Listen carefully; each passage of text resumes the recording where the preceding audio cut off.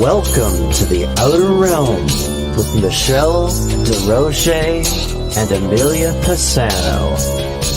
Airing live on the United Public Radio Network, 105.3 FM in New Orleans.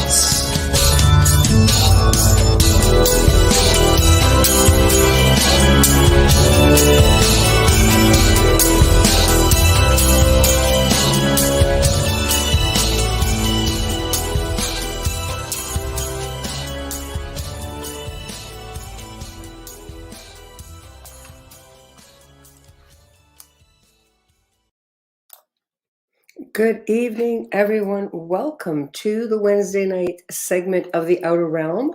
We are broadcasting live on the United Public Radio Network, UFO, Paranormal Radio Network, 105.3 and 107.7 FM from the beautiful city of New Orleans. We are fully sponsored by the amazing people over at Folgers Coffee who have been a part of our journey since the very beginning. Thank you, Folgers. We appreciate you so very much. Also, big thank you to Dr. Snick, the sonic surgeon, Justin Snicker, for his contribution of his time and his music for our new intro and our outro. He's an award-winning composer of Halloween horror, sci-fi, dark wave electronic music, which can be found places like Bandcamp, Spotify, iTunes, Amazon. Check him out. You will not regret it. Also, big thank you to Steve McGinnis, basically the artist behind any of the artwork that you see for the Outer Realm. So find him on Instagram and Facebook. Check him out. Get a commission piece or get a lot of his amazing horror pieces that are ready to go. So tonight, we welcome the return of Todd Wilcox. He's going to be discussing his new book, which is up and coming, The Slipstream Shaman 2, Trauma Release for Survivors of Abuse, First Responders, Medical Personnel, Military, and so much more. Now, tonight, in order to participate, we have 7 chat rooms because, yes, people, we are on Roku. No chat room, but you can check it out in the comfort of your boudoir, your living room, anywhere. You don't have to sit at your computer or your phone. But check us out on for chat rooms. Okay, YouTube, UFO Paranormal Radio, UFO Gods and Extraterrestrials, Outer Realm. Facebook, we've got UFO Paranormal United Public Radio, News on the Flip Side, the Outer Realm, and Canada's Most Haunted. And we're waiting for Bubbles to get on. Apparently, StreamYard is not letting her on. Yes, Joe, I know. Producer's going, what? It's not letting her on. I hope we don't have a problem with the guests. Sent via email. It's telling her to go through Messenger or YouTube, and it's not successful in any way, shape, or form. Joe, if you can help her out, I would appreciate it because we just got our Bubbles back. And yeah, StreamYard is just not being a team player. Probably the best way to put it. I can't hear you, man. Sorry, I had it off, so when I came in, I wouldn't be making noise. So tell me again what they're doing. I don't understand. They're not letting her on. So I sent her the link via her email, like I do all the time, like I do with our guests. So we'll see if he ends up popping on in the next minute or so.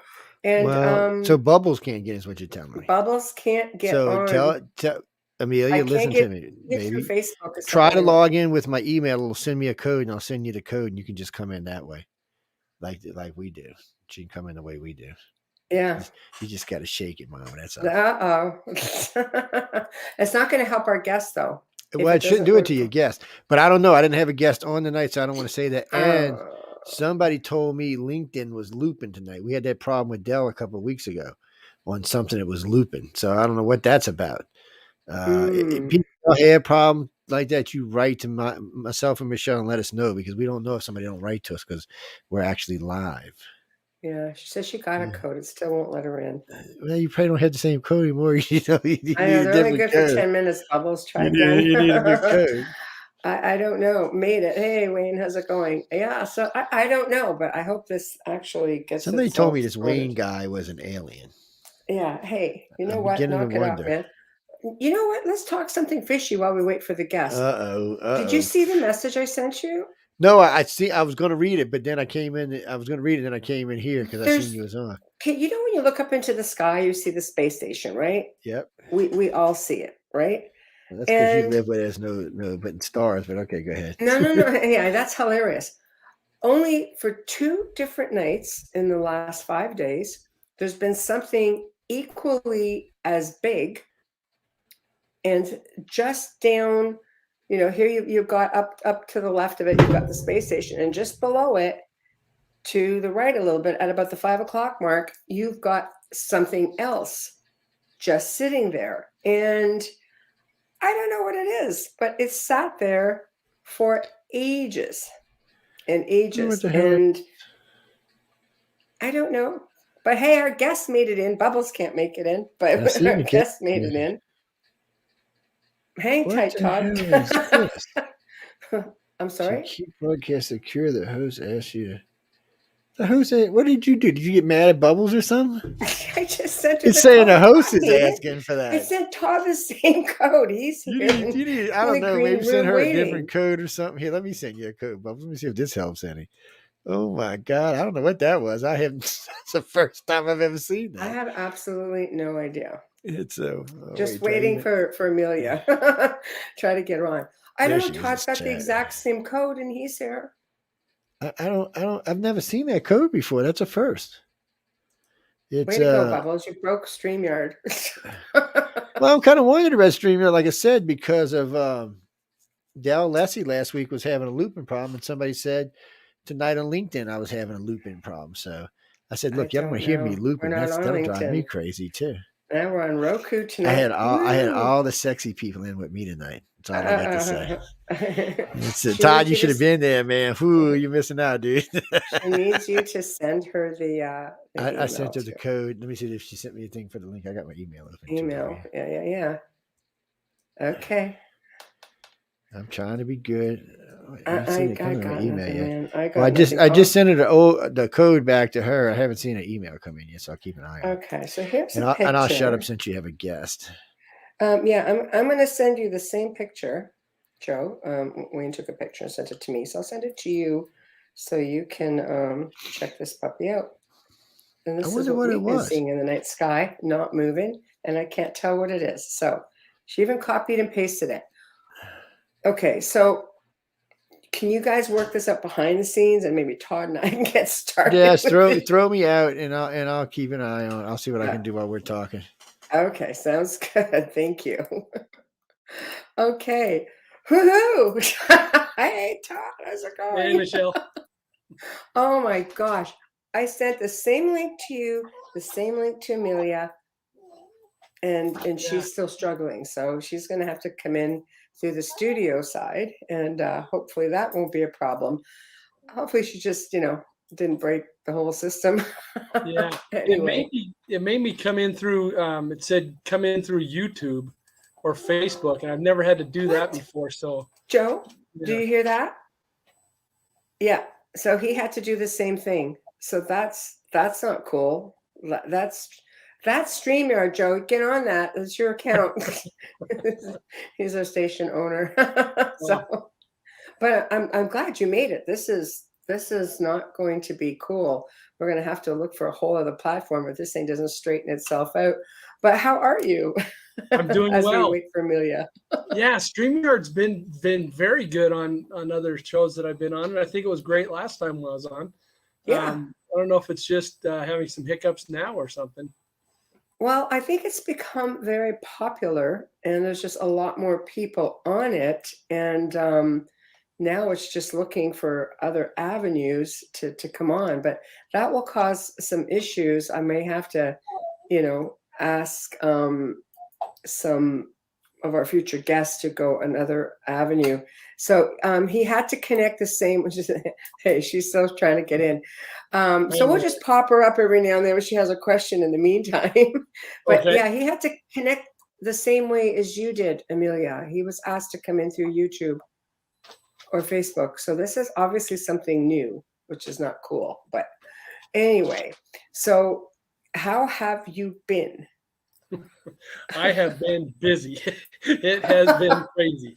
Yeah, the the first book, The Slipstream Shaman, using quantum healing for individuals, communities, the planet and beyond, has taken off, and I was lucky enough, honored enough to hit number one in a few categories, and so yeah, it's been nice, and super excited about the new book. And like everything else, you think you're going to get something done by a certain time, and the universe tells you something else. That's So because you're not done yet. You probably have to add something. I think so. I do think so. So I did. I've been working on the second one, and it's getting very close. Should have the artwork for it next week, and doing some final editing and reading right now. And my editor will get a hold of it probably next week and butcher it, and then I'll have to do one more revision, and we should be ready. Maybe you need to add a section about like radio show hosts who get stressed out because their soundboard just won't let their other co-hosts come on and join them. Okay. I feel dramatic. I'm traumatized right now. I'm sure Bubbles is just having a moment on her own right now too. So why don't you refresh us a little bit on book one, and we can then slip into book two. Sure. So book one, I'll show it. And as I talk about my energy here in a few minutes, that is really what my energy looks like. You can see a couple hands holding energy. That's what mine looks like now. It started out as a light blue color. And what it really started out, my energy, when I was finding my energy, it was to help people in paranormal investigations. We put together a group that was going to go help people that nobody else could. And the question I had was, well, we're the groups that haven't been able to help these people. What are we going to do that's different as this secondary group? And so we started learning things. And what I learned, what the team learned from a shaman, was how to access our energy. And that was really the start of the Slipstream Shaman book. As I was learning how to access the energy, the shaman that was teaching us was saying that your energy is going to be red and it's going to be hot. Hi, Amelia. Hi, how are you? Oh, that's loud. Sorry, yeah, I had to go in through Facebook, and it's got access to everything on my Facebook right now. Yeah, I had to go through YouTube, so it was an adventure. And one of the things we'll talk about in a minute is polymedella. In fact, we'll just kind of skip to that right now. And polymedella is a many healing, and it's in the first Slipstream Shaman book. And I'm going to do a many healing for electronics, specifically for people that have podcasts and do things like this. I can tell you on my own radio show and podcast, I am famous for blowing up electronics. And if I get anybody on that's had any kind of alien abduction, contact, anything like that, for sure something's going to happen. The power's going to go out. We're not going to be able to contact. So I'm going to do a polymedella, and I will add that to the second book, and we'll be sure to talk about the outer realm on that. Thank you very much. That's right. I was just saying, Bubbles was probably just having a meltdown on the other side. I was traumatized. See, right there, we can use you. I was more angry than anything, that because it has access to my profile and my friends list now. That's why I was upset. Yeah. But Joe has to fix that. That's right, Joseph. Yeah. So, come on, Joe. So I had to come in YouTube. Yeah. So it's obviously something new. So I wrote C as an SIS, but it came out SEE. I wasn't being cheeky. I was writing C as in yes. When Todd got through and said, I had to go through YouTube. But anyways, enough of my drama. Please continue. Yeah. Okay. So now in Todd's and your listeners, yeah. Go ahead. Your listeners have heard this before. As I was listening to the shaman teach us how to find our energy, it wasn't working for me. She was describing a completely different experience. So I did it on my own. And really this whole thing came about on my own. She gave me the basic tools to use. And then I found my own way. And that's really what the first Slipstream Shaman book is about, helping you find the basic tools to access a place of energy and spirit. And I call that place the quantum room. I teach you how to find that room and how to work in it, how to find your own energy and use it for protection and to help guide you and do different things. Because of that energy and because of the quantum room where I could actually meditate, I was able to find my purpose. And that purpose was to help. and people searching for their purpose that just never seem to find it. This could be the way for you to do that. And I will also tell you that as you're looking for your purpose, you may think that when you find it, everything's going to be great. Everything's just going to open up and be easy. That's not necessarily the case. You now know where you're going. You still have to find your way there. So just because it's might be simple, like mine's simple, to help, doesn't mean it's easy. I've had to do a lot of work to figure out how to help people, how to help myself, how to help animals, how to help the communities. And I'm still learning. And I'm counting on people who read the book and become part of the Slipstream community to help with that, to share what they're doing and let us know how they're helping, how they're growing, what they're doing to change the world, really, because this type of work can. And with enough of us doing it, we could certainly change the direction of our consciousness. I would love to see it raise and take us to a much better place where we're looking at the opportunities, the growth, the things we can do. We should be spending our time and energy on how are we going to get the space? How are we going to use our minds, develop our consciousness, those kind of things, instead of I hate you because you look different and I hate you because you're from a different part of the planet. There's way too many great things out there that we could be working on instead of worrying about the things we worry about. So that's what we're working on here. That's what the first book. Everything quantum seems to be a thing right now. It is. It's a word. New age. What is this exactly? Yeah, I think it's just it is so big and encompassing that you can use it for a lot of things. And the reason I chose to use quantum to affiliate with a quantum healing is because it does take place in that place of energy, which is what quantum mechanics is all about, energy and vibration. That's why I chose to call it that and to align with that type of healing. Okay. So now we're slipping into book 2. Why did you decide to go that extra mile and include, I mean, you've got first responders. I especially like the whole bit about the road rage because that is me to a T. Yes. I try to zen out being a light worker. Wayne will message me and he'll say, you hear that? He'll be all about speak over here. No, I've been in the car with her. What's up? Aren't you supposed to be zenning out? Shut up! Yeah, I'll tell you, it's one of those universal things. There's been just 2 or 3 people that, as I talk about road rage, that people usually laugh and go, "Oh my God, I'm one of them." There's not many people. You're not that bad, Michelle. You don't. When you say road rage, you mean like they get right in there, like move up really close to you, try and cut you up. Michelle's not like that. No, she's she's just a verbally road rager, verbally abusing everybody on the road. Yeah, and I think that's what most of us are. Yeah, and we're yelling horrible things, and we're getting crazy, and yes. And one of the things that we address more in the second book than we did in the first is parasites, and those are things that we remove.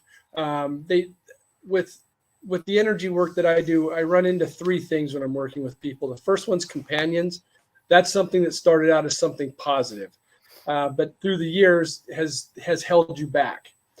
So picture your arm hurts one day, and so you tie a belt around it just to give it some stability, and it feels better with that belt. What if you don't take it off for a week or a month or a year or 10 years?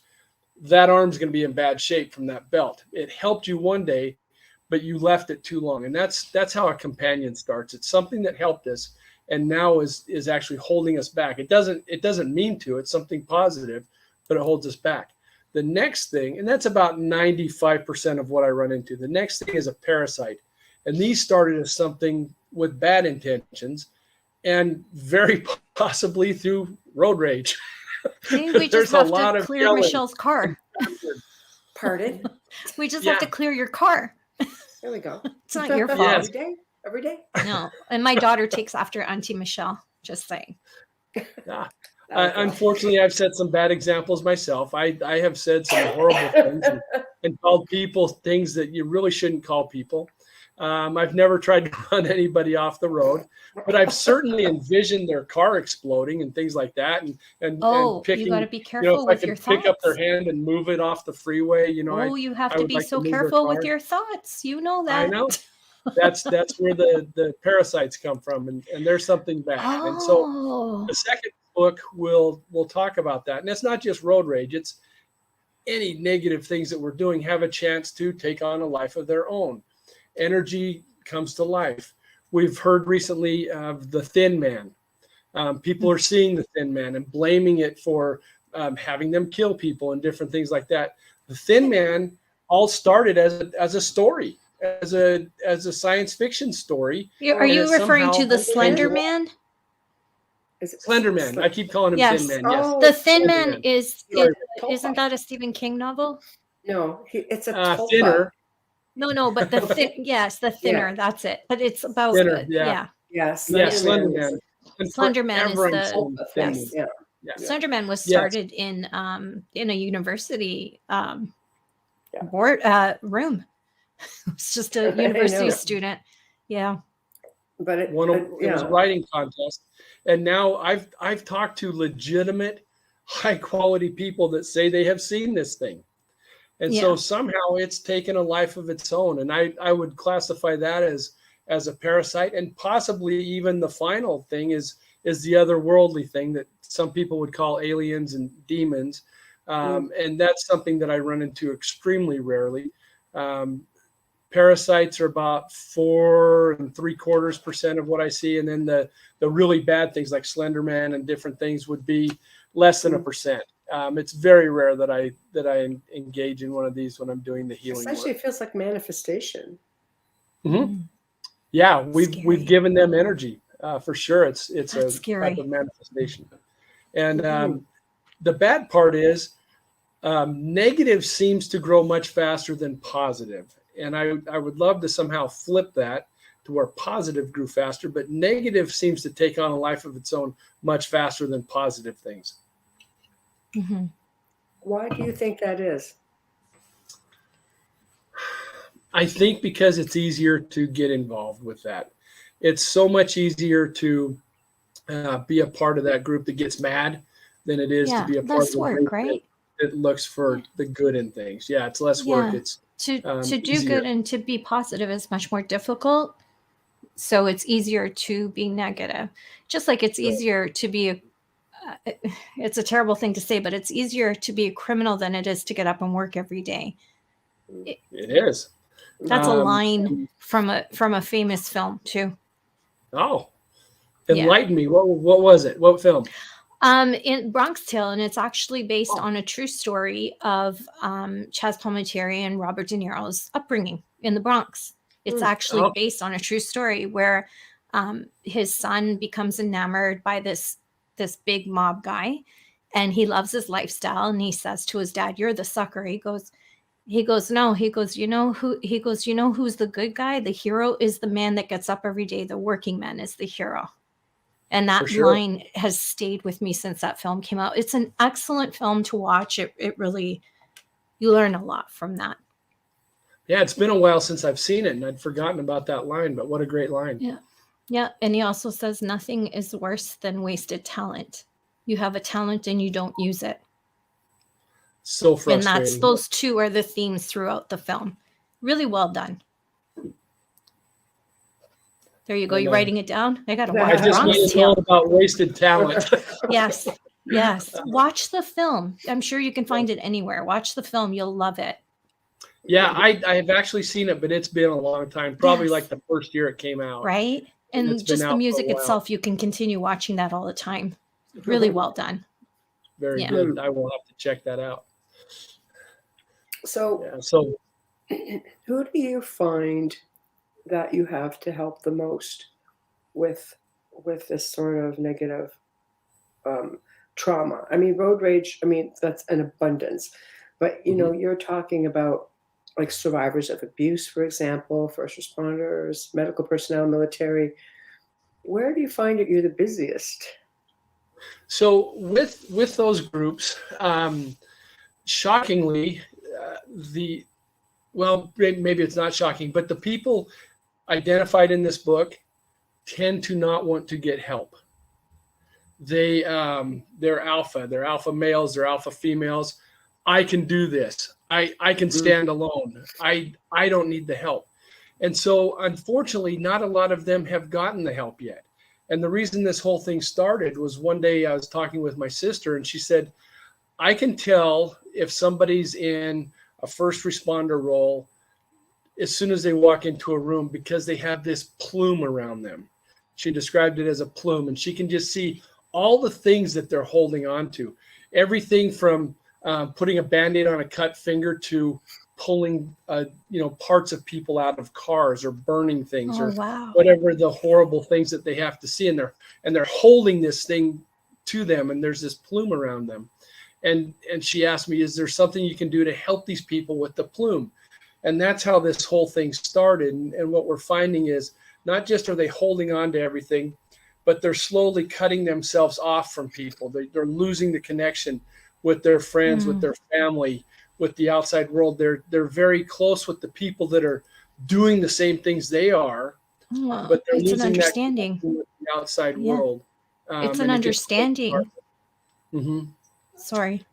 Yeah, no, you're absolutely right. And so, unfortunately, I find that I don't help these people very often. But the people that I do help are from all walks of life and all around the world. It's amazing. One of the things I talk about on these shows is that I'll do a healing session, an energy alignment healing for anybody that wants me to, and I can do that from a distance. I can do it in other, for people in other countries.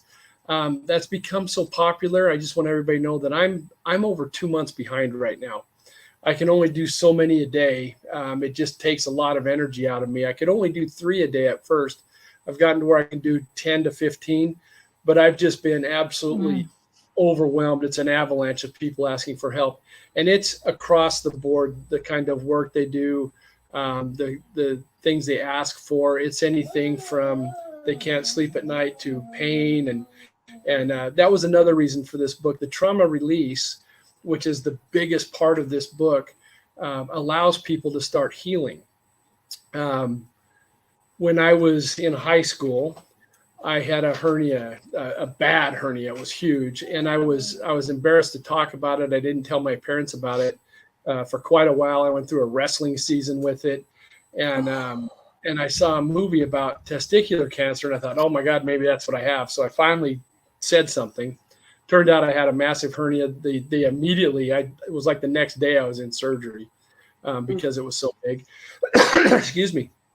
And the during that operation, I actually died. I left my body and watched part of it. Watched the doctor screaming at the anesthesiologist screaming back. A nurse runs out of the room. There's total chaos, and then I got sucked back into my body. And I wasn't awake for the rest of it, but I slept through it. I was under anesthesia, and I was out only for seconds, but I was gone, and it caused chaos. The next day, the doctor was making the rounds, and this was in the 70s, and a hernia operation, you were in the hospital for a week afterwards. And they were making the rounds, checking the incision. And when I asked the doctor about it, he went pale and said, no, that didn't happen. None of that happened.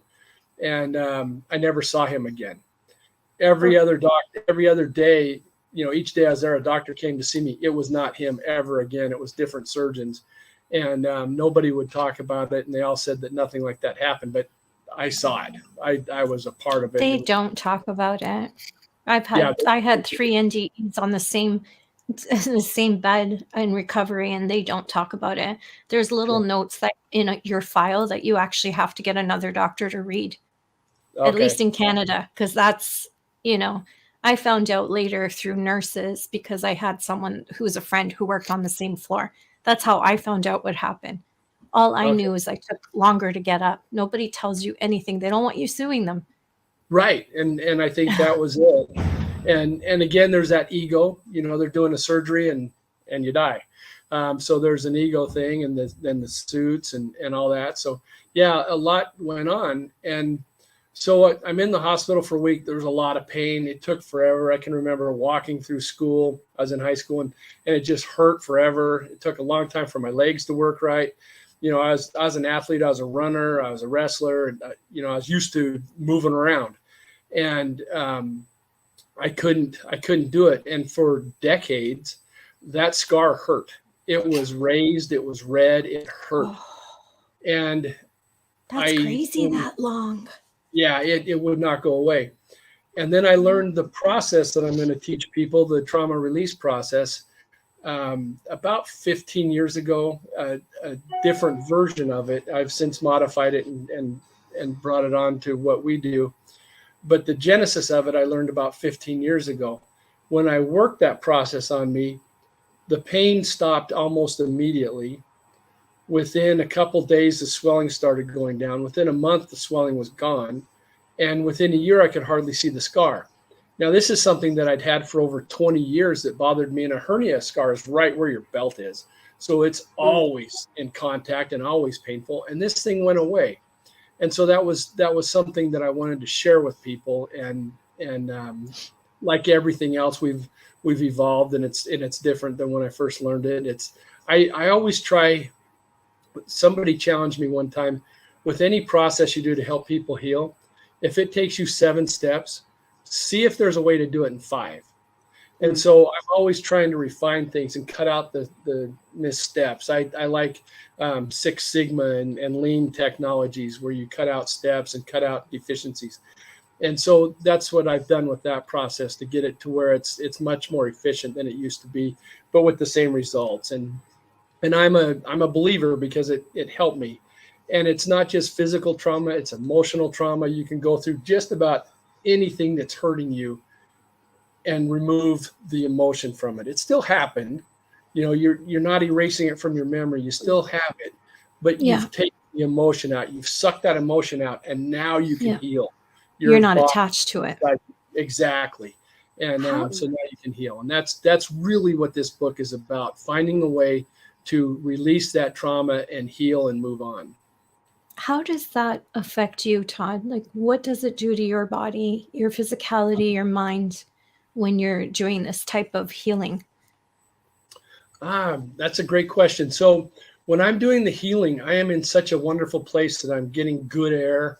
I really should come out of these hyper energized because, I'm breathing right. I'm in a state of meditation. But there is a part of it that takes my energy. And I think that is, I'm so concerned about making sure that I'm helping people. I want everybody I work with to be helped. And what I need to remember is not everybody's going to be 100%. Just the fact that we're working on somebody, we're going to get 1 or 2% for sure. Something's going to improve, something's going to change. We know that again through quantum mechanics, the observer effect. As soon as you put energy on something, it changes it. Mm-hmm. And we're putting positive energy on something. So we will change it. We will make it better. Now, is it going to be 1%, 2%, 100%? That's what we don't know. And I think I put a lot of pressure on myself because I want every single thing I do with everybody to be 100%. And that might suck my energy. And I think that's a really wonderful question, Amelia. Thank you for that. I hadn't really thought about it before, but yeah, it does take it out of me. After I do about 10, I can no longer concentrate most of the time. Sometimes I can get.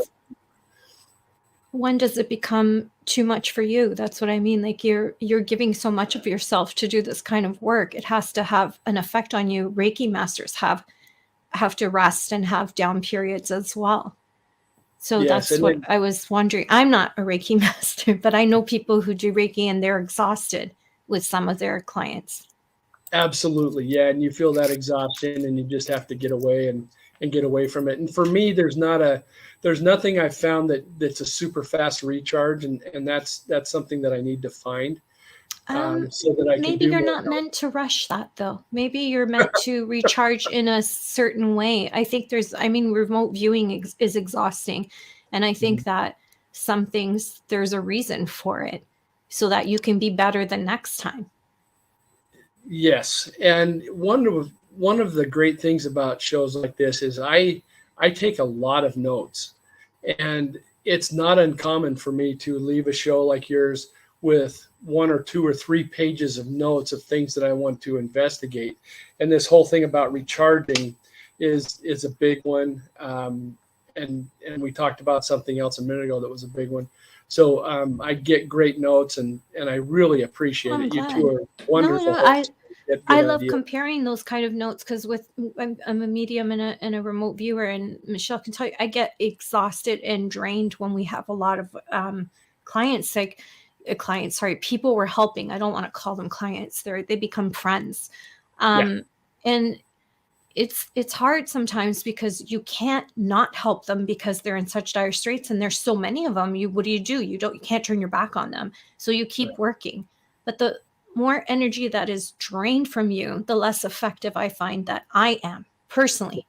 So for me, I have to recharge. Even if it's like an hour or later on that day, it makes a big difference for me.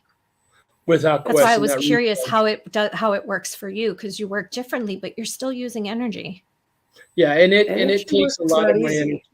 I am worn out after it, and thankfully, the processes I do go very fast. I work with other energy healers, and I think sometimes they're frustrated with me because they want to do, when we get together, there'll be 3 or 4 of us getting together to work on a case, and they want to go for 45 minutes or an hour, and truly, I'm done in about 5 to 10 minutes. And I think that becomes a frustration with them because it's so fast. But I also think that it's 10 to 5 to 10 minutes physical body time where it might feel like I'm doing an hour in the quantum time. So it's different. But what I do is very different than what a lot of people do, and sometimes it's difficult for us to work together. We still want the same common end, but I think sometimes we struggle to figure out the way how we can work together. One of the beautiful for everyone. I was just going to say that, but Michelle knows because we work together. Yeah. And one of the guys is the Reiki master, and sometimes all he does is just send me energy while I'm doing these things. Imagine how that depletes him. Yeah. You know what? And I hadn't thought of that, but yes, it probably wears him out. He's given me 35 to an hour, 30 to an hour of energy while I'm doing these other things. And I didn't even think of what it does to him. So no wonder you're recharged. Yeah. Recharge is something that I definitely need to look at, and maybe that's for something down the road. The next book I would like to do is I don't know if it'll be 2 books or 1, but I really want to do something for kids and also people that are getting to the end of their life. How do they deal with it? How do they help their family deal with it? That's one of the things that I run into as I'm doing these healings. Is I have the opportunity to work with people that are getting organ transplants, and many times my daughter just had one. Oh, and everything came out. She just had a kidney transplant really well, thank you. That's why I was off for so long. Yeah, kidney transplants are becoming so good.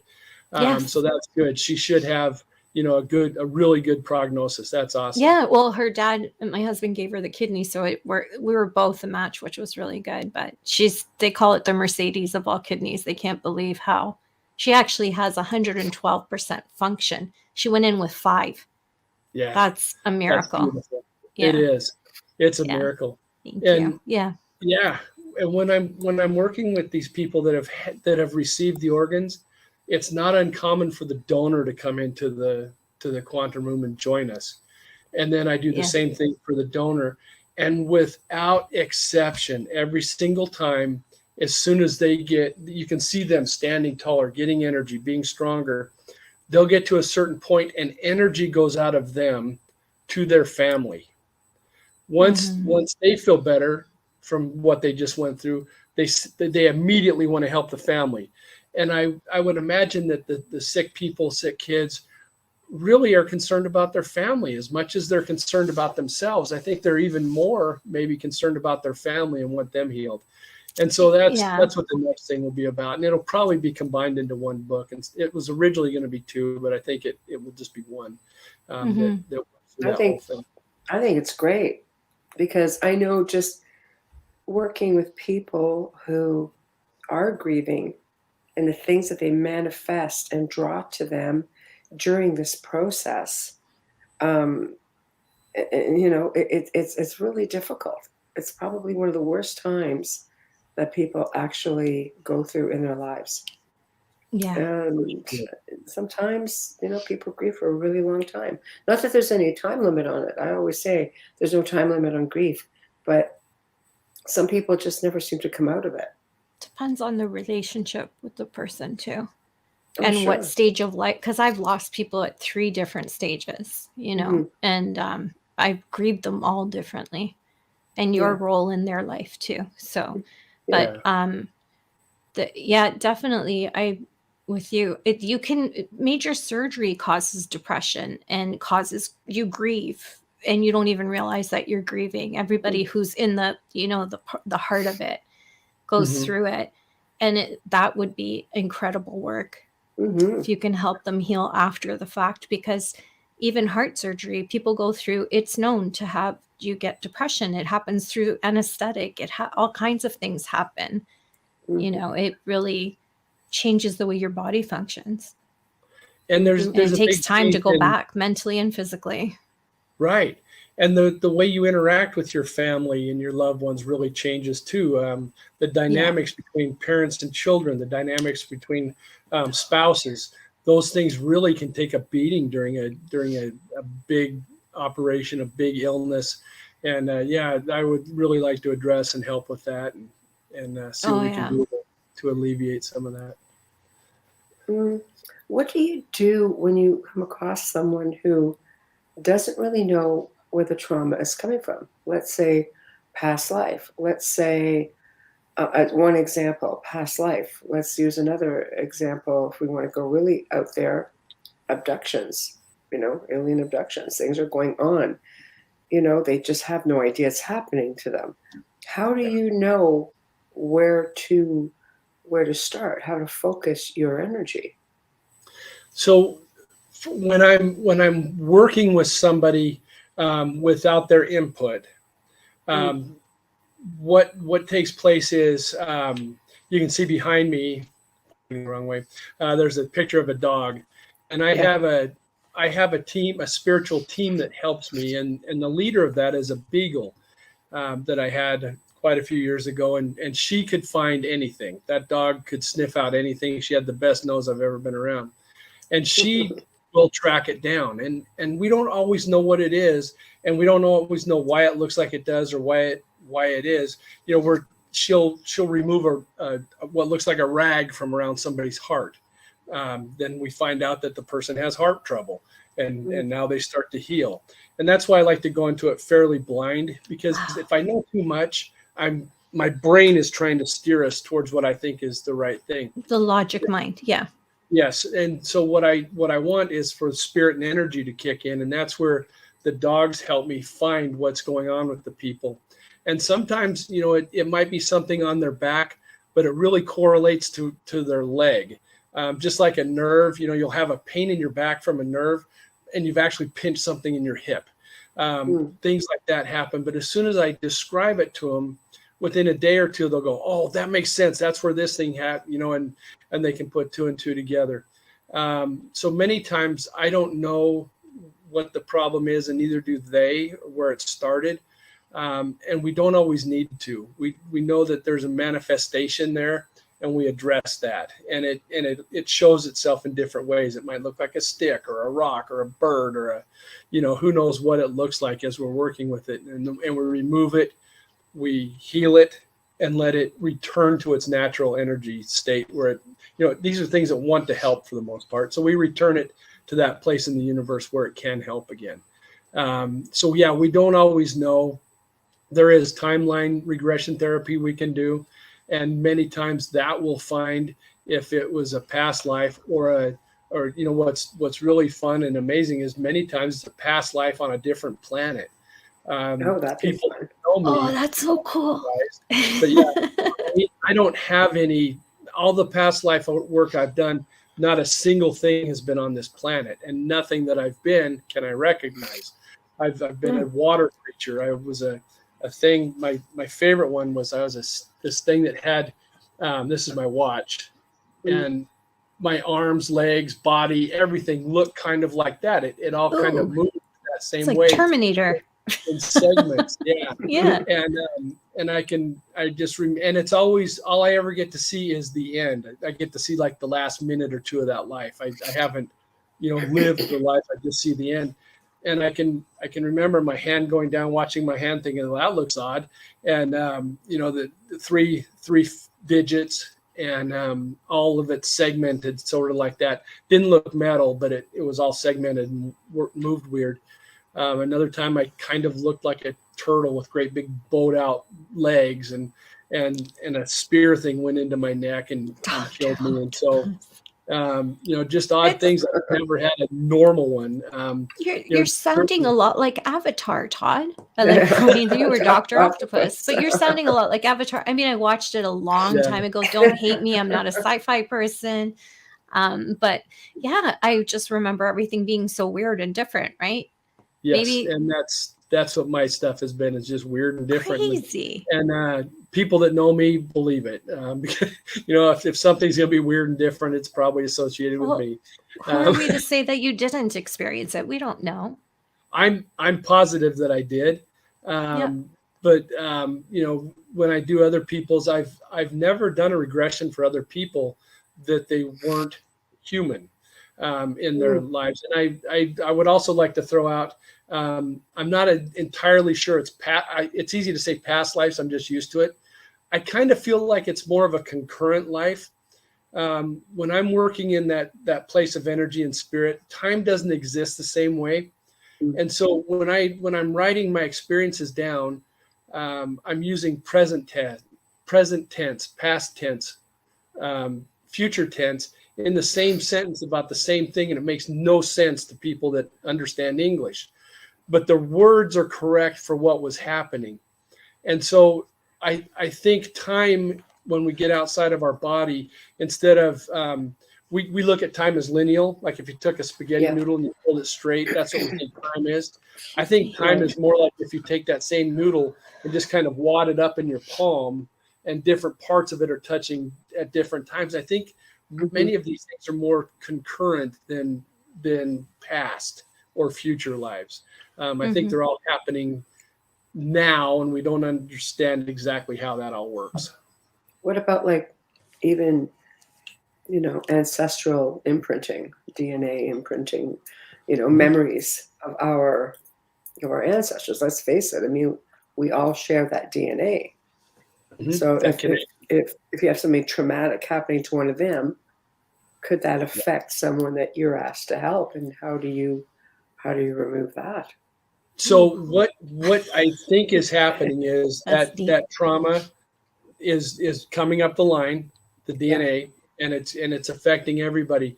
And when we do these healings, and we get the person that I'm working with right now, we remove that item, we help it heal, we help that person heal. What happens, and it's the 7 generations, I'll talk about that in a second. But what happens is the healing that you do now goes backwards.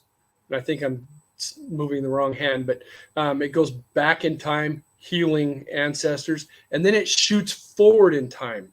And that's where you get that slipstream effect. Just like when the semi passes you on the freeway, it pushes you off to the side, then sucks you back over, and you get behind it. And now you're going faster than you were, but your RPMs are lower. You're going faster, using less energy. Something like that happens. So you heal, and it goes to the back, to your past, and then shoots forward into your future. And I know like a race car. Like a race car. And I've just been talking about that they might be concurrent. So I really don't understand how time works, but we seem to be doing that. At the end of each healing session, I invite their 7 generations to come in and connect with them. And this is 7 generations of their past, 7 generations of their future.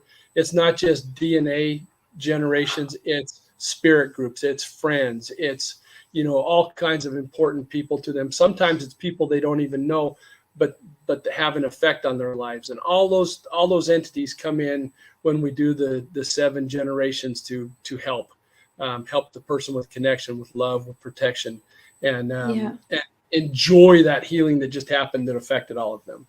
Look at you, Todd. You're like the shaman of the Indy 500. Thank you, Mike. Formula One shaman. I like That is I like so cool. visual stuff. Yeah. So Yeah, Formula One. We'll put you in a nice red Ferrari. there we go. I don't think I'd fit. Well, they custom build them for you.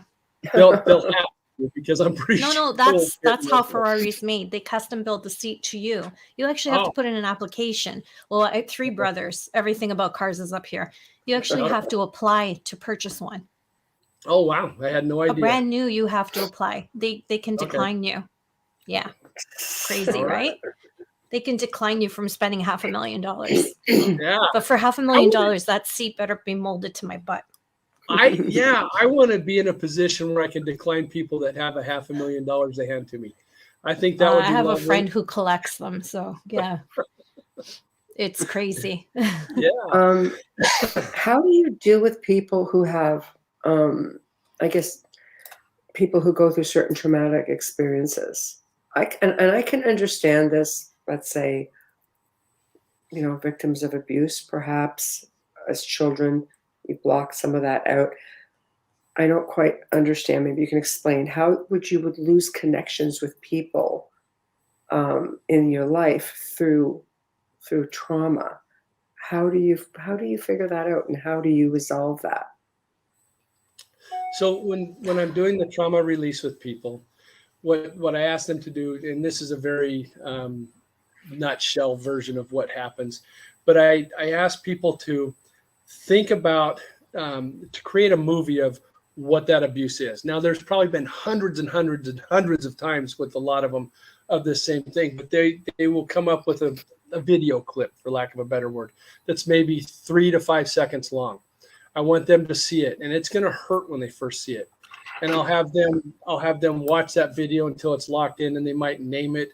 There's many different things that we work on just so that they really can see that energy and how it manifests as that video. And then we start doing things to take the energy out of it. We build up protections. We put them behind a super thick plastic impenetrable wall. We have them adjust sound and brightness and do different things. So eventually the trauma, the pain of it is released, the emotional part of it, and they also become in control of it.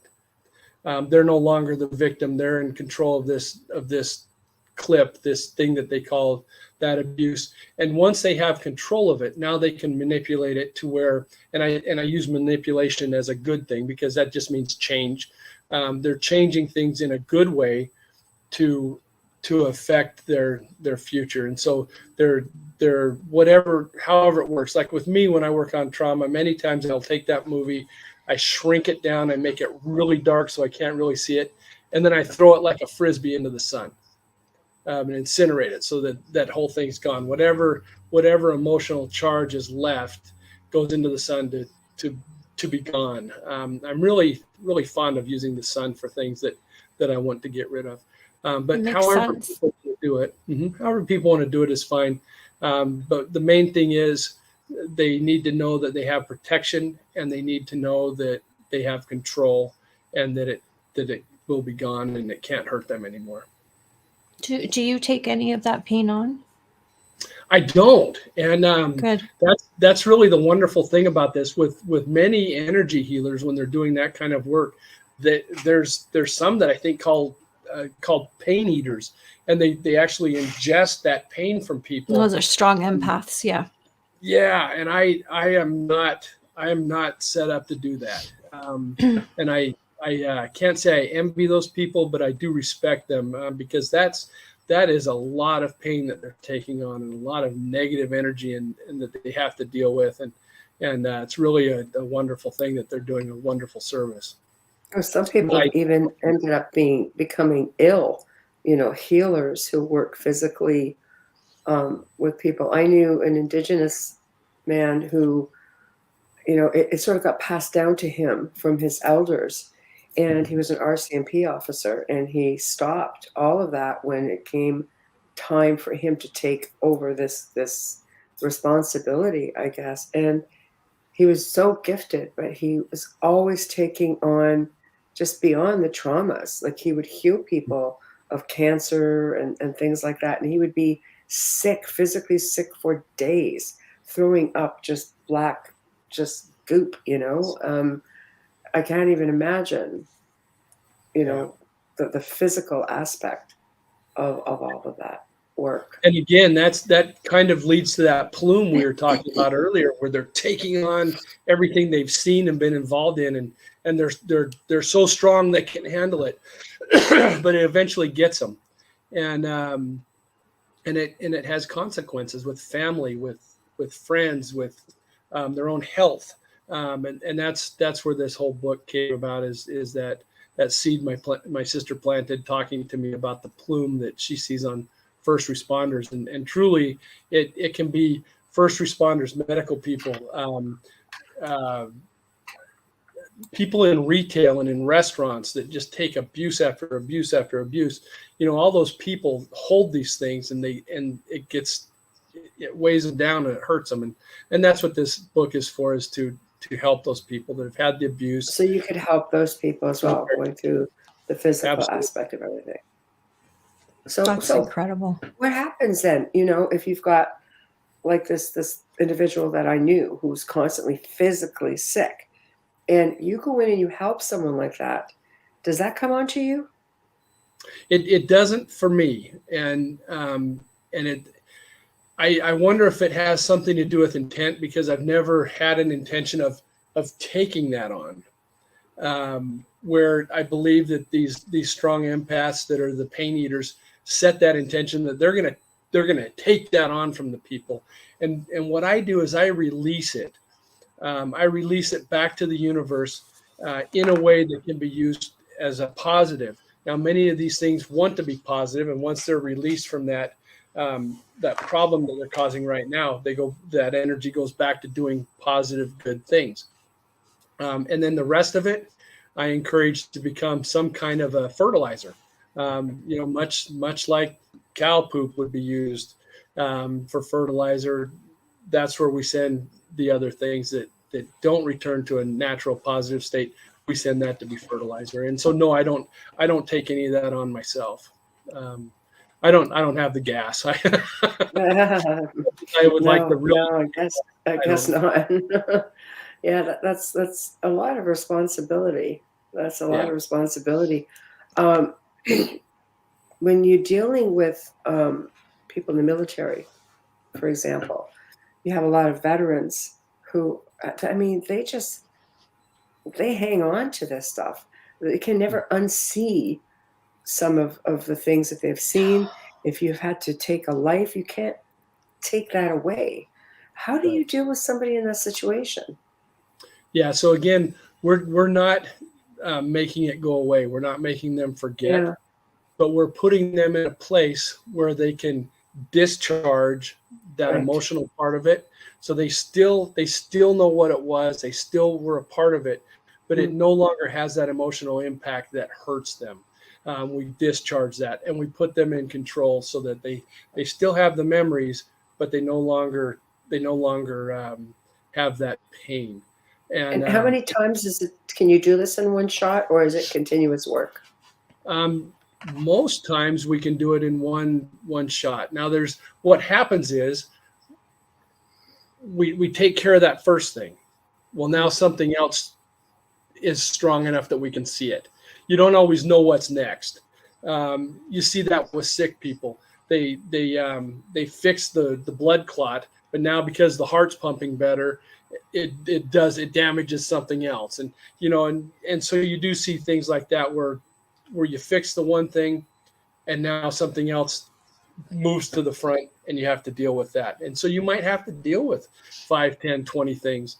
It's really hard to say. Sometimes they will all lump together and be done in 1 or 2 tries, but sometimes each one comes up and you deal with it.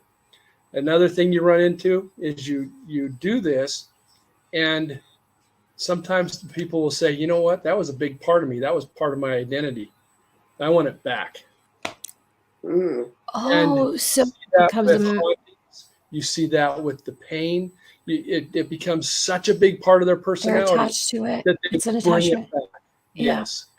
So that that one's a tougher one. How do you help them know that that doesn't need to be a part of who they are and part of their personality anymore, and let them move on? That's a tougher one. Wow. I never really thought about that. Yeah, that's really tough. It's like you become so conditioned. It's like people who have, I'll slip into the paranormal for a moment, people who have some kind of an attachment of sort, malevolent entity that's just consuming you. Sometimes it's almost like, what do they call it? The Stockholm syndrome, where you just are so used to being a certain way that when you remove it, you have this huge sense of loss and you don't even know how to exist or carry on without that. Is it similar to that sort of situation? It's very much like that, and I ran into that so many times in the paranormal work. You would go in, you'd help the person, they would get rid of whatever was attached to them, stalking them, whatever, and then they felt bad. They were no longer special because that was gone. They no longer had that adrenaline. They no longer had that thing to talk about, and they invite it back, and then you have to start all over again. And so you do run into that. One of the things that we know is that nature abhors a vacuum. So the big process in Slipstream Shaman 1 is once we remove something from somebody, we fill that area with love for healing. And the same thing with the thing that we remove, the companion or the parasite or whatever, is when we remove it, we hit it with cleansing energy, and then we just fill that thing up with love. Now, sometimes those parasites will revert back to something positive, will change to something positive, and then they'll go help the universe. Sometimes there's just nothing positive to those things, and all that love just makes them dissolve, and they're gone, and they're no longer anything there. Right. Wayne has a really amazing comment.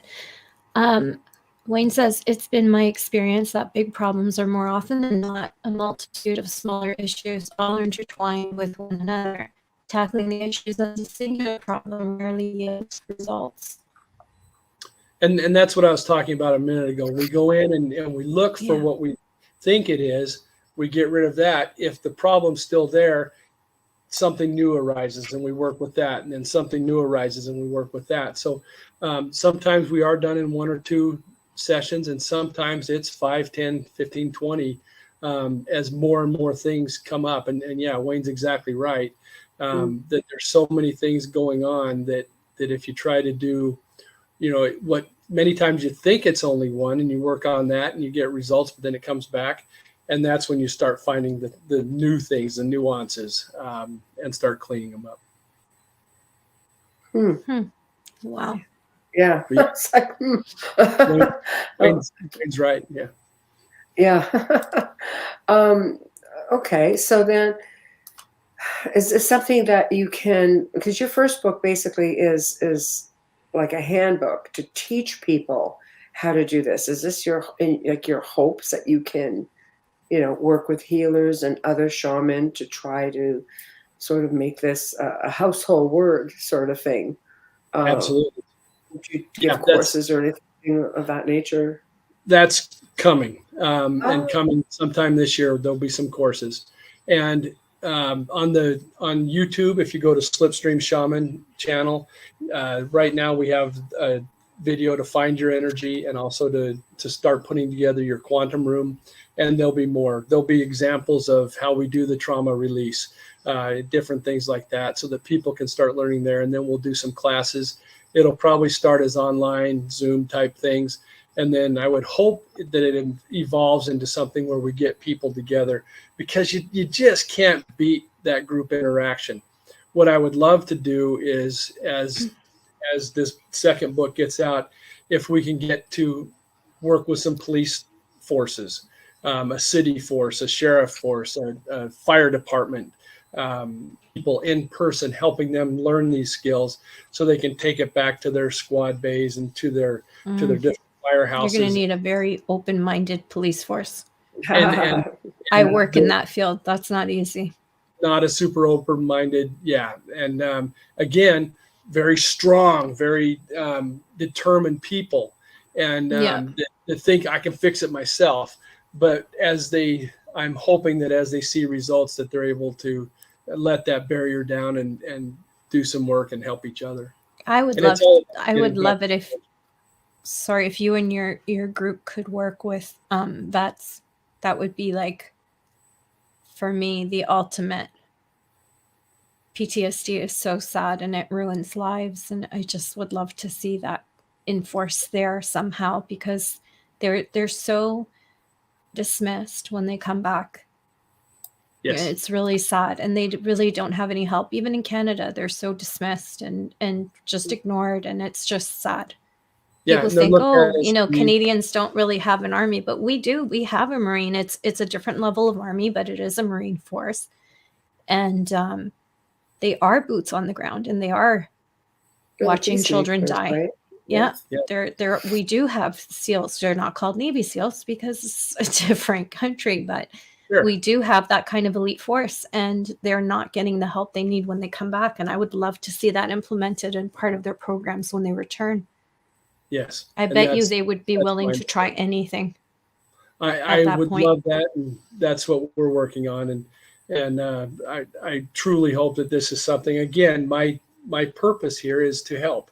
And that's what I want to do. And I served in the military also, and I get it. Thank you for your service.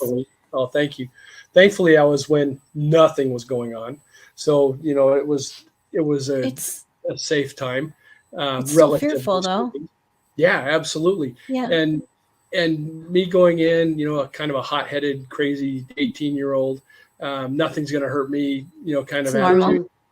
Yeah. And then as a parent, I'm thinking, well, what if my kids want to do this? Right. So you can understand what your parents went through when you were, you don't want to see your child in the military. I understand. Right. That.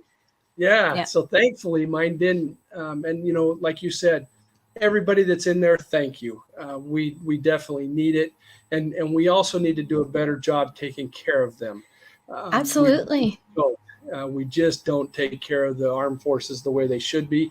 And I think it's a travesty. We really need to take better care of them and their families. Well, they're our heroes, and look how we treat them. For sure. They absolutely are. And so are first responders. All I'm saying is when you go into the military, nobody sees what they see. No. Right. Whether they're active, they're shooting, whatever. What they see is not, and I don't want to belittle what police officers see or what paramedics see, because I have a lot of friends. I know the stories. I know what's going on. I know I couldn't do something like that because it would break me. But it's different in the military. Mm-hmm. They're not criminals. They're civilians. Mm. It's just different. Yes. I can remember in basic training, we did a night fire exercise just so you could see what a platoon of Marines could do. It's terrifying. And that's one platoon. It is absolutely terrifying what they can bring to action against something. And you're probably got people on the other side doing it right back at you, but it's terrifying. And thankfully I was never in an actual live fire like that other than in maneuvers, but it's just amazing. And what they go through and what they come back from is devastating, and they need to let themselves get helped. Yes. And they many turn to addiction, alcoholism, anything to numb it. Yes. Just to make it go away, even if it's just momentarily, just to make the noise stop.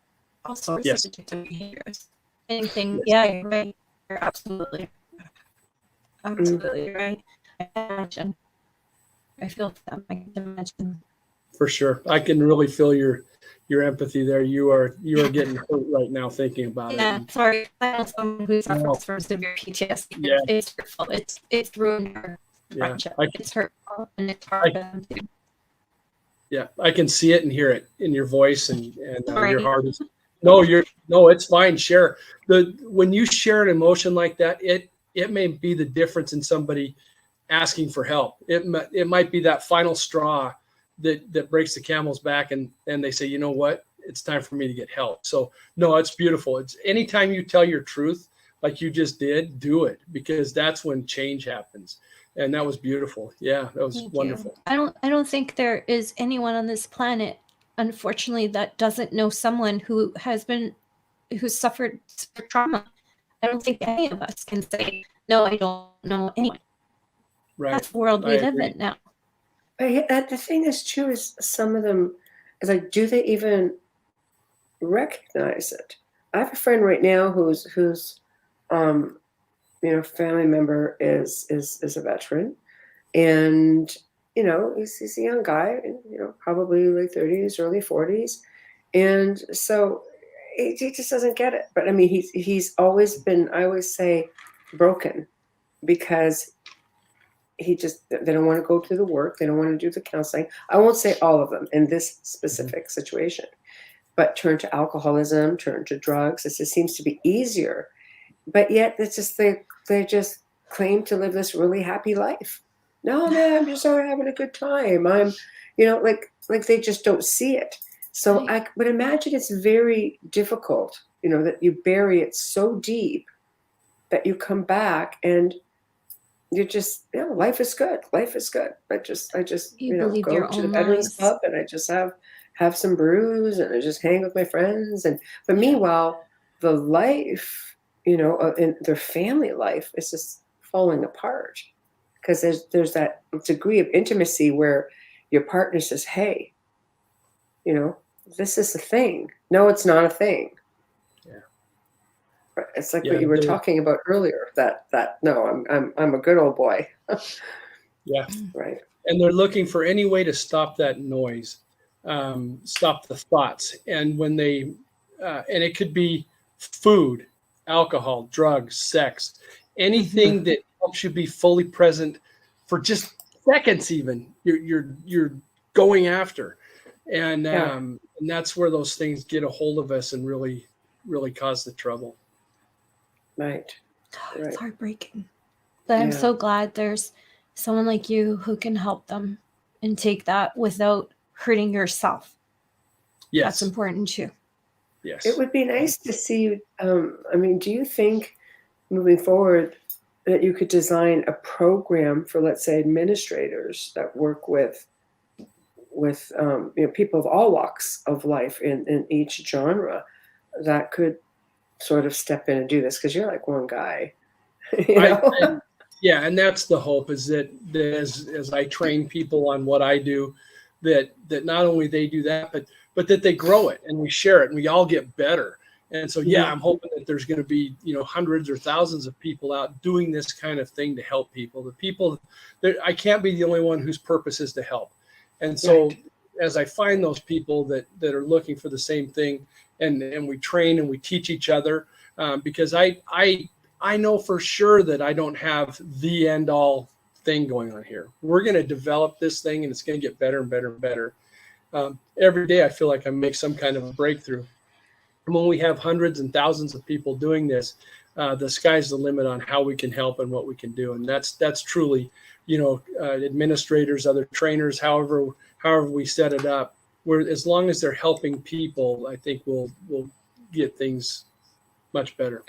You start a whole movement. You have to keep doing radio shows too. Exactly. Get the word out there.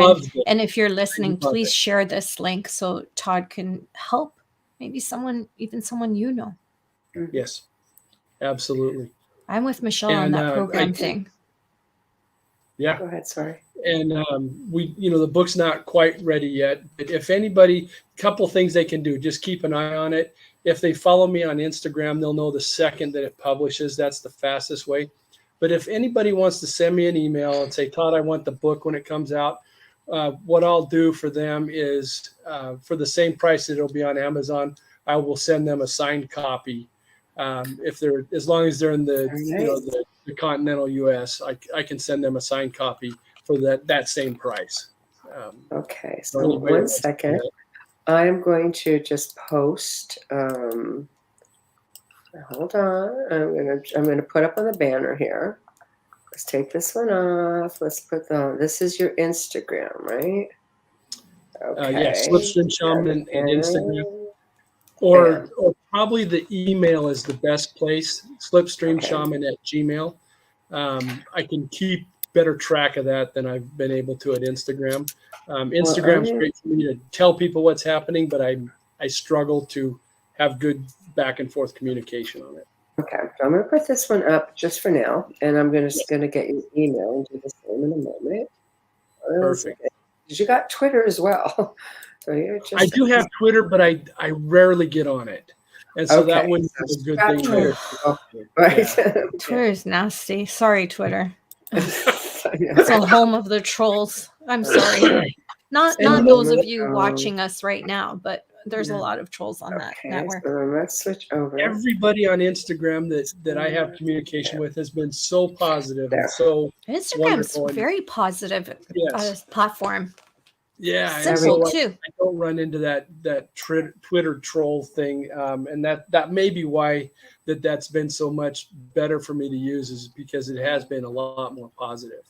Instagram's more of a scan through, like or don't like, and keep going. Exactly. It's a quicker for me. I love it because people say I'm abrupt with my texts, but it's a text, people. It's a text. Yeah. I don't send emails. We have to do a station and sponsor. Yes, definitely. Bubbles. Tonight I do have my Folgers cup here. My husband made me. My husband made me my coffee, and he brought it up. Yeah, baby. But that's because this cup is up here. It's not that I don't have it. But anyways, it's just because he brought it to me at the last second. Tamara's in on it too. Thank you, Tamara. You are listening to The Outer Realm with Michelle DeRoche and Amelia Pisano, coming to you live from the beautiful city of New Orleans on 107.7 and 105.3 FM.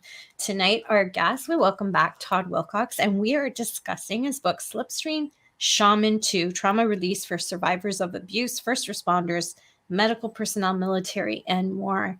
There are a lot of great moments in this show. If you missed it, please wait for the archive and start at the beginning. You can stream or listen to our archives on any platform that you normally use. We'd like to say a huge thank you to the amazing people at Folgers Coffee for fully sponsoring our show from day one. Michelle and I love you so much, and we wouldn't be here without you. Thank you for your continued support. And a huge shout out and thank you for our intro and outro to Dr. Snick, the sonic surgeon. Say that 5 times fast. Justin Snick, our award-winning composer and musician. You can find his music on Amazon and Bandcamp, and you can find him on Facebook and Instagram. Speaking of which, if you are on Facebook or YouTube, please give us a like, hit the subscribe button. If notifications drive you crazy, just turn them off. You're going to need them because honestly, you want to know, right? Who wants to miss this show? Exactly. Nobody does. I always see the messages after I missed the show. I'm like, don't worry, I'm posting the archive.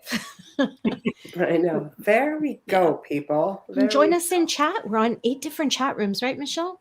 We're on 7 now. 7. Because we are on Roku, and Roku does not have a chat room, but it's Roku. So, So 7, we're down to 7, but you know what? There's a lot of ways to get a hold of us all. So I suggest do it. In fact, if you want to email the show, there we go. We have a lot of people who want information on guests that have been on. There are people who have information on guests they want to see on, and like us, love us, or not. we respect. We respect. I know. See right there. They love us. I know. I really put that in everybody. We want to hear from you. So there's the email. So back to business. Yeah. When I was in college, a professor and I used to split buying coffee. He let me go into his office and make coffee, and we just split it on who would buy it. And it was always Folgers. And we used to joke that we were going to go get an IV bag and mainline it so we could get it straight into our blood system and really get a bigger impact. Now, I don't suggest anybody try that. It was just a joke. But no, although I think they can IV line that kind of energy, though, because you can get those nurses to come to you. Just saying, not that I've used it, but they do come to your house. That's all I'm saying. That is funny. You know they're working on a puffer, right? Kidding. Oh my gosh. I would Just be stuck giving in out that all thing. this terrible information. It's terrible.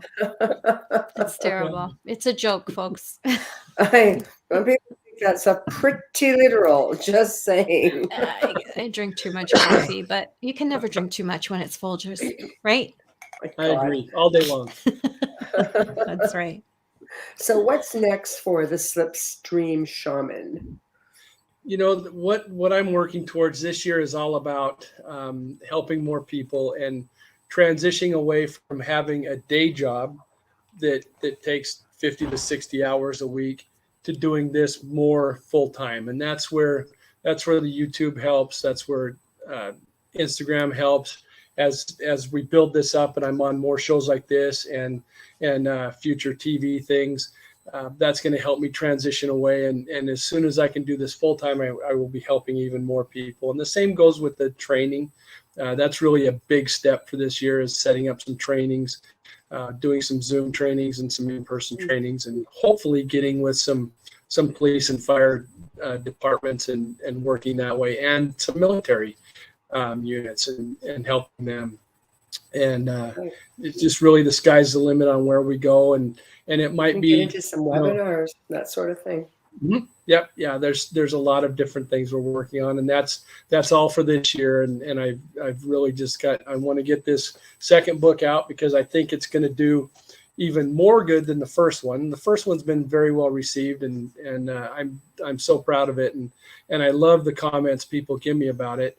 But I think the second one is going to really make gigantic differences in some people's lives. And so I'm really excited to get that one done and get it out to people. They can just email you. I'll put your email back up here. So. Yeah, they can email me right now, and then eventually it'll be where you can order it at Amazon and get it sent directly to you. But, for the people, for your listeners, if they send me an email, I will send them a book for the same price, autographed, that Amazon would do it. So we'll there you go. Nothing like an autographed copy, people. Right here There's in the outer realm. What if someone in another country wants an autographed one and they're willing to pay the shipping? I will do that, and I will tell you that I just spent the last 2 weeks trying to figure out how to get one to India, and some countries are extraordinarily expensive. Yes. It was going to be in the $250 range to get it to India. By mail? I guess I was going through many different, like DHL and different places, and you courier is always going to be 3 times the price. Yeah, because we send stuff off to the UK all the time, Michelle and I, so we know what the rates are. Yeah. I did have an author send a book to my father-in-law that was signed. My father-in-law loves getting signed books. And I had a man send a book to him from Australia, and I think it cost me $40 just for the. That's not bad. Mailing. No, if I can find something like that, I'd be tickled. So you should try with the post office if you can work out some kind of rate because you have traffic. Yeah, and that's certainly something we'll look at. They're able to get most of these things through Kindle at virtually any country. I like a book. The actual hard copies are a little tougher. That's me. I love hard copy books. I'm one of those people who loves an autographed book. Yes, I have to smell it. Yeah. I have to smell it. The autograph makes a big deal, and those are my favorite books. The autographed ones have a special place in my library, and you look at it like, why are those books together? Well, they're autographed. They're special books. My first one that I ever had, and I only had 2 for a long time. The first one was Jane Goodall. I was able to meet her at a psychology symposium when I was in college, and she signed a book for me. I was shocked at how tiny she was. There is nothing to her. Those chimps could have just given her a doink with their finger and knocked her across the room. She's very petite. She was right there in them. Yeah, she was so little. And then the next one I got was like 25, 30 years later, and it was a comedian that recently passed away named The Amazing Jonathan. He's the guy that used to pretend like he was shoving pens in his eye and different things. And so I had those 2. And then my third one was people that I knew, and I said, you're in a place of honor. You're right between Jane Goodall and the amazing Jonathan. Right? Wow. And I still keep it that way. All my signed stuff are, between Jane Goodall and amazing Jonathan. And I'm really fortunate because I have three friends who have autographed signed their books, and I just adore them. They're right on my bookcase where everybody can see. Yeah, they're the ones in the center. Wayne's, of course, he's got 4. They're right there. They have he has his own shelf. If they're signed, they get prominent spots. But yes, there's a absolutely. smell. I love going into especially an old bookstore. There's that smell as soon as you walk in. It's like, seriously. Oh, I'm home.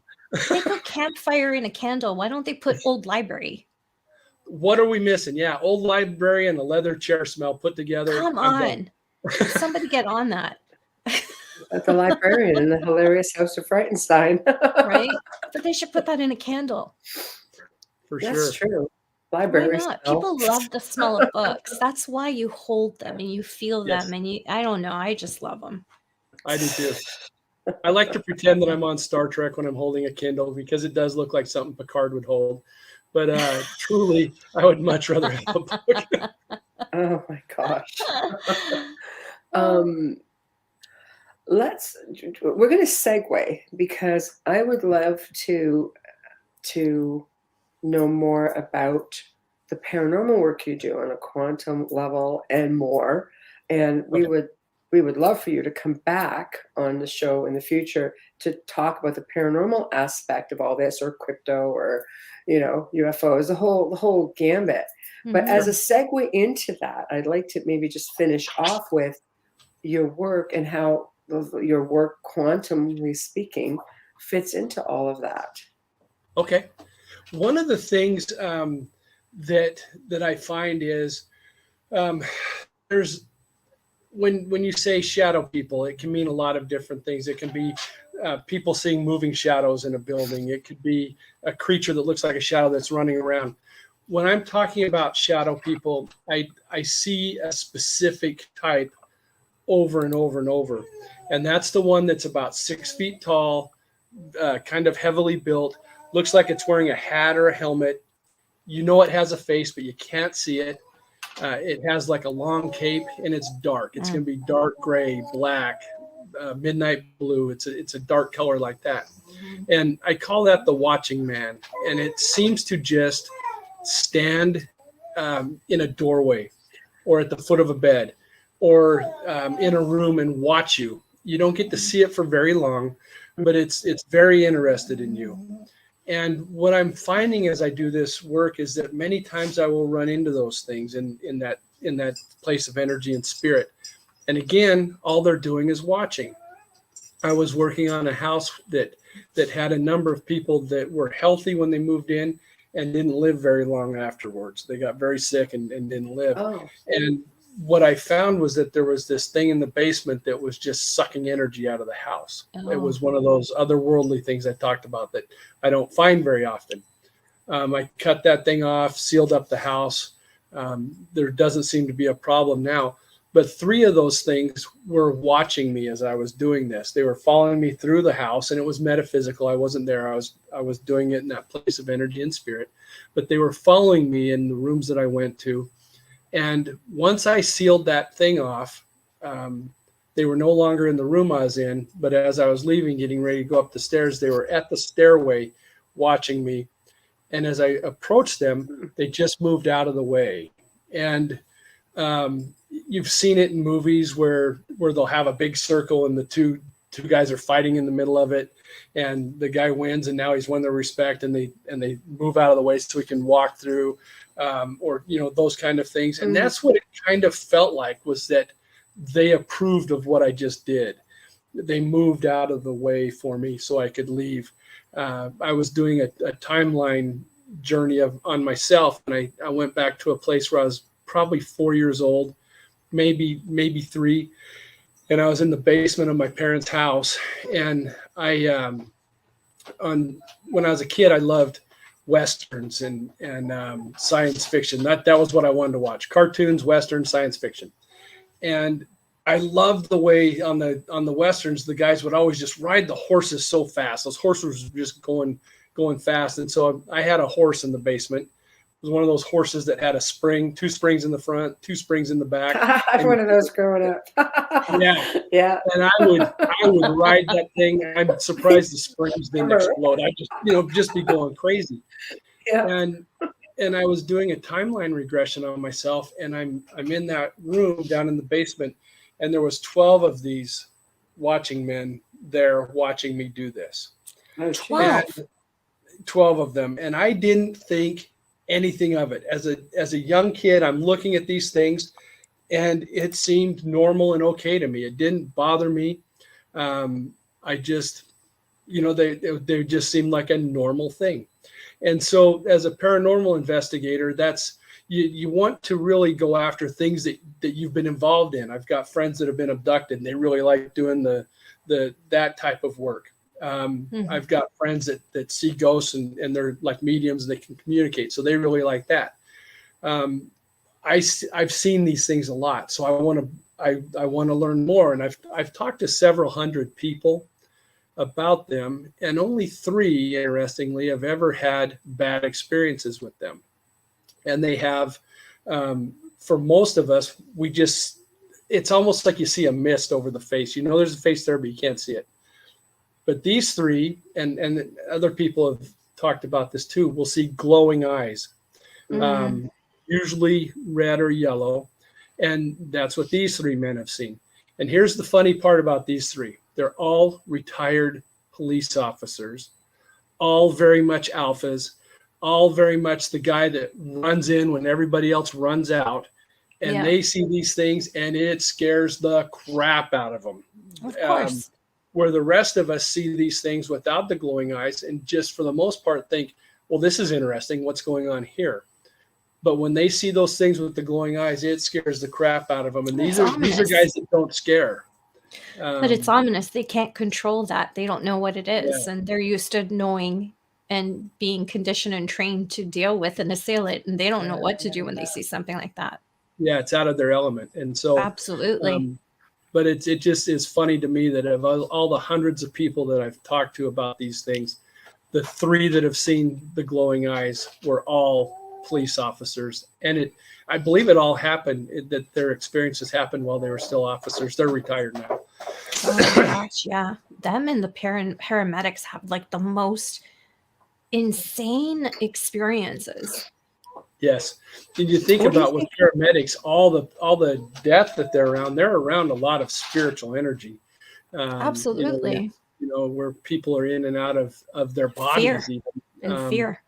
And fear. Oh Lord, That's strong. The fear energy that hits them has to be just insane. Well, even the patients that they're helping, they're in a state of fear. They've either been in a car accident, a heart attack. It's something. It's obviously it's an emergency. So that state of fear, that energy is so strong. It imprints. Coming from the patient, coming from their family, coming from the paramedic. Yes. There's absolutely, Todd. Yeah. So what do we think? What do you think they are then? Obviously, something that feeds off this sort of energy, this fear, this anger, let's say, negative sort of emotions. Sorrow. Yeah. So when we're talking about the ones that I see, I don't feel any kind of danger or scared or anything. It's curiosity for me. And most of the people that I talk to, though I call it the watching man. Yeah. And because they just watch, they don't scare me. Now the 3 that saw the ones with the eyes, there was a lot of fear coming off that. And maybe it's because they need to feed on that fear energy. But the ones that I see and that I've come in contact with and that I've talked to people about, I am not sure what they are. They may be the manifestation of a remote viewer that's watching me. They may be.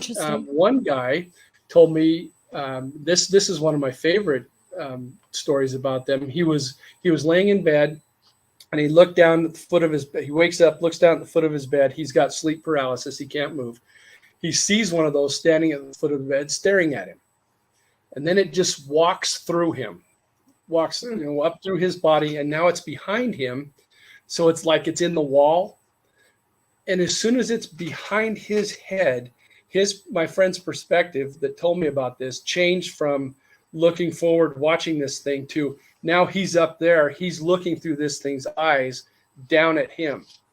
And he gets this thing in his mind that says, I am you. And he thinks that it's possibly him in his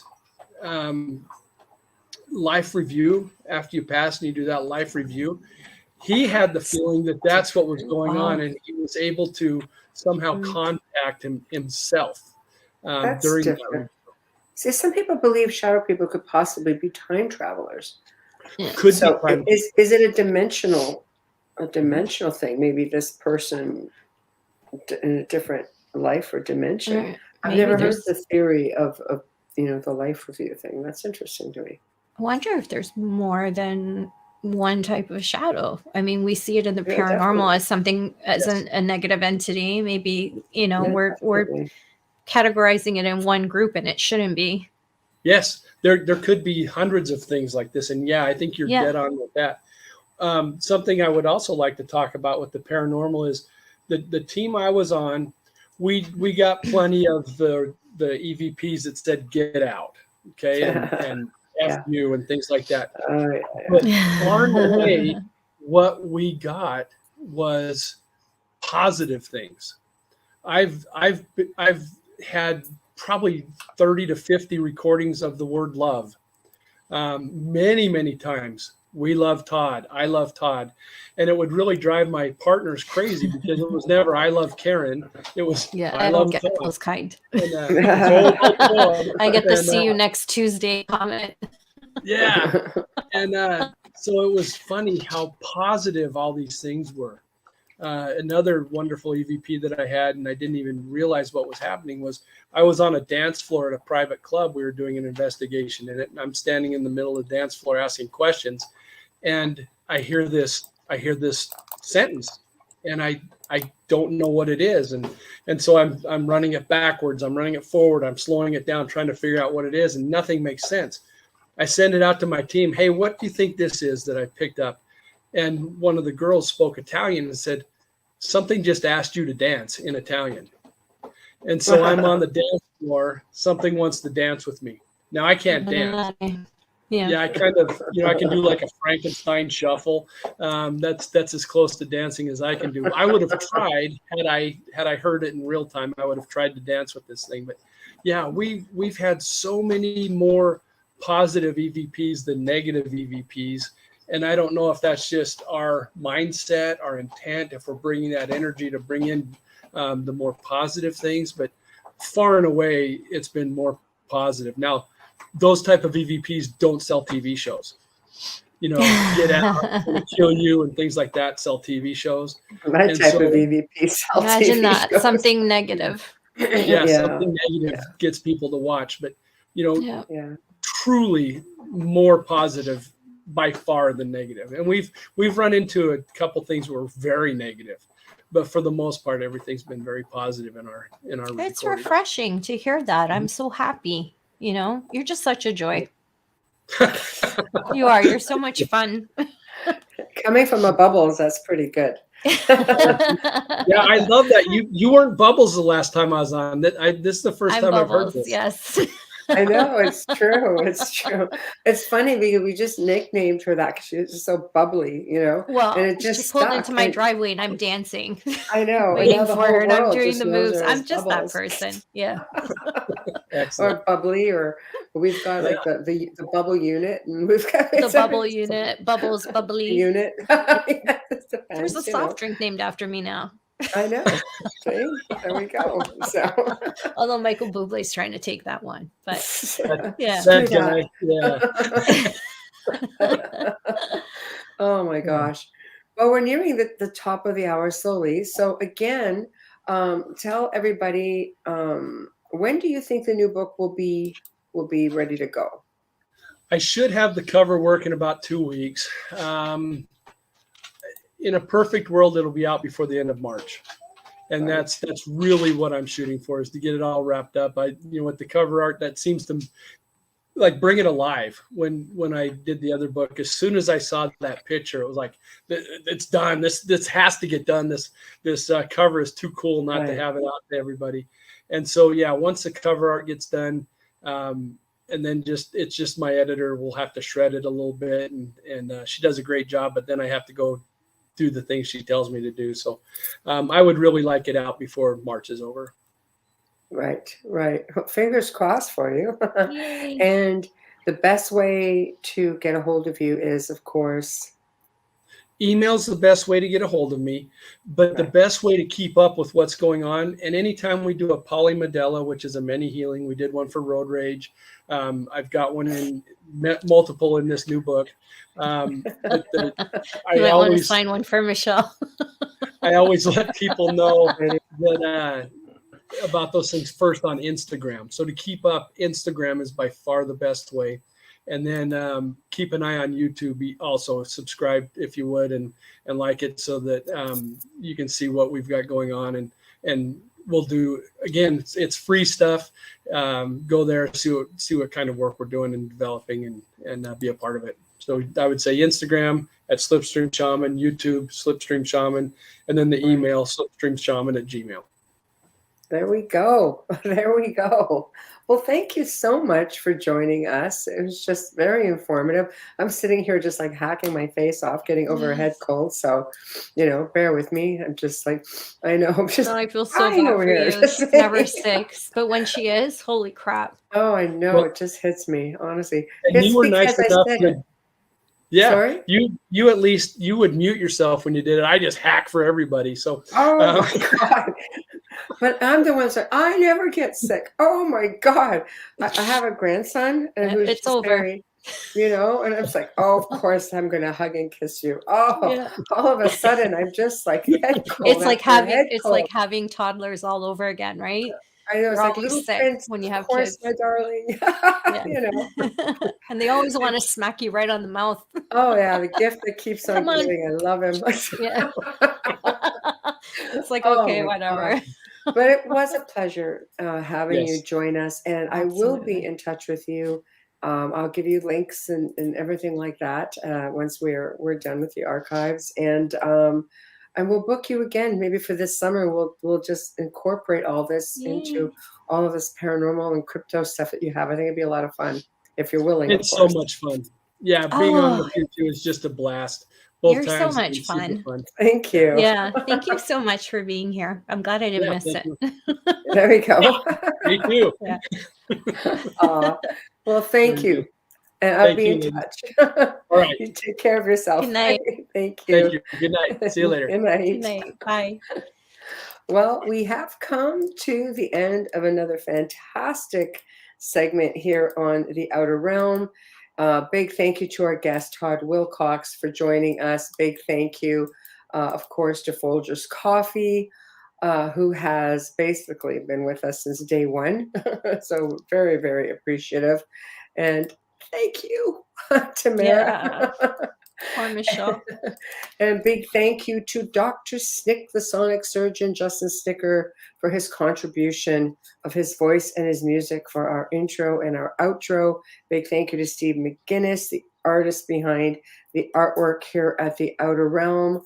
Thursday night, okay, you love them. We love them. We are happy and privileged to call them friends. So we welcome back Hamilton White and Richard Stanley. And gosh, what a show it's going to be. They're pretty much picking up where they left off on the last segment on December 29th of last year. And Hamilton has sent over some pictures. So we're going to have some pictures. I'm doing up a little collage, and he's asked me to put them up tomorrow as a bit of a promo. And he's going to have the real thing show and tell, because he likes to do a show and tell. So I know. And you're going to want to watch it then. Yes. And we have to give him a big kudos, because for him, it's staying up late. Richard's a night owl, so he'll be up anyway. He's in the south of France. And he's just very laid back and chill about the whole thing. Hamilton is, going to be staying up every 2 a.m. when he starts. Yeah. So, yeah. He's a morning person.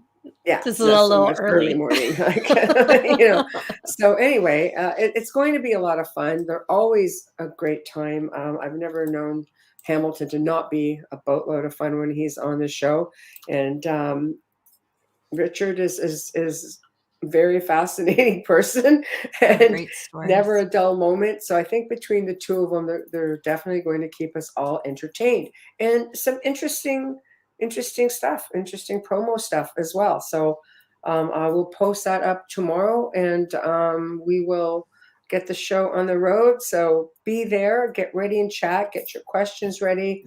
Because Richard, we usually have live, but Hamilton, not so much. So if you've got questions, get them ready to go. Okay, so thank you all for tuning in. You make it that much more exciting. We love you all. We appreciate you all. And we'll see you tomorrow